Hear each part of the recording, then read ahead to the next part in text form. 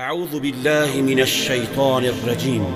إن هذا القرآن يهدي للتي هي أقوم ويبشر المؤمنين الذين يعملون الصالحات أن لهم أجرا كبيرا.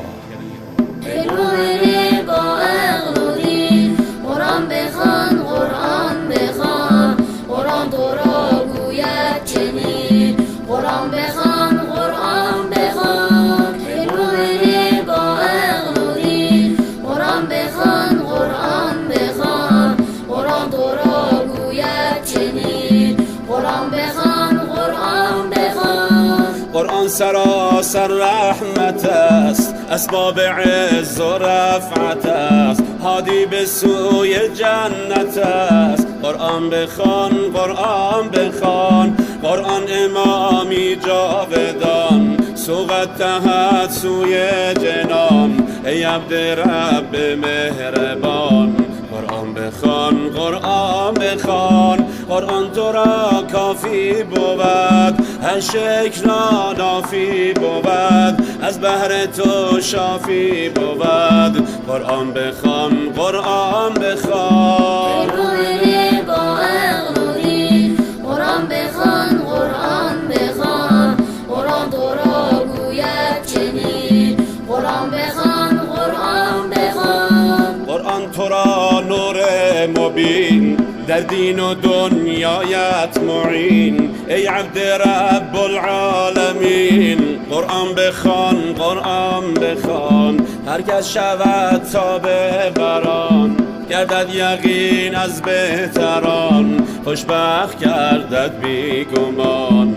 قرآن بخوان، قرآن بخوان، در روز محشر بی گمان، قرآن شفیع قاریان، رحمی برد سوی جنان. قرآن بخوان، قرآن بخوان،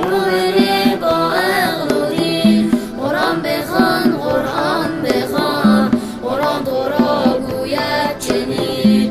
قرآن بخوان، قرآن بخوان، خواهی اگر مسلم شوی، در دین خود گردی قوی، در راه پیغمبر روی. قرآن بخوان، قرآن بخوان، قرآن تو را هادی و نور، از هر خطا و سخت دور، انکار آن کفر است و زور. قرآن بخوان، قرآن بخوان، قرآن ما فرقان ما، هم حجت و برهان ما، هم دین و هم ایمان ما. قرآن بخوان، قرآن بخوان، قرآن بخوان، قرآن بخوان، قرآن تو را گوید چنین.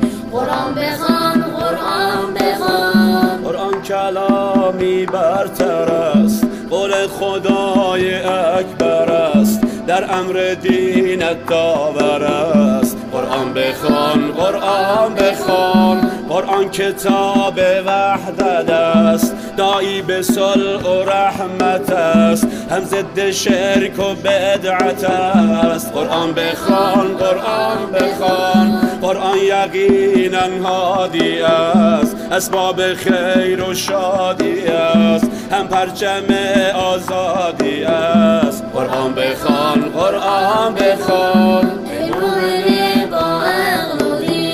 قرآن بخوان، قرآن بخوان، قرآن تو را گوید چنین. قرآن بخوان، قرآن بخوان، قرآن بخوان، قرآن بخوان، قرآن تو را گوید چنین. قرآن بخوان.